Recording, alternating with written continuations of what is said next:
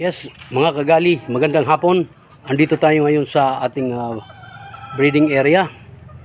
At tingnan natin si Kawing, yung 5K na Kawing line kasi ipinapangasawa natin sa 20K. Kumbaga, yung sinasabing ipinapangasawa, yung siya na lang mismo uupahan niya lang palagi. Hindi na yung tayo na yung hawakan natin yung inahin. Saka yung ano lang, yung kumbaga na, siya na mismo. Ayan sila. Ayan sila.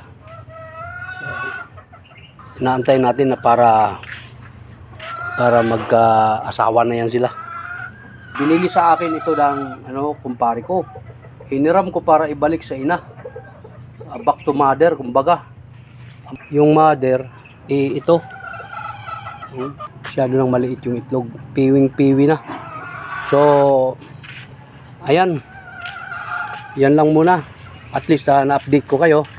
At ito yung ina ni $20,000 line. Ayan. Yan. Galing ng itlog yan. So, pagkatapos ng itlog, lagay natin dyan. So, ayan. For now, yan lang muna. Papakita natin by tomorrow. Ayan, iba na namang update natin sa ating ERMES Game Fowl Breeding Area. Maraming salamat. Magandang hapon.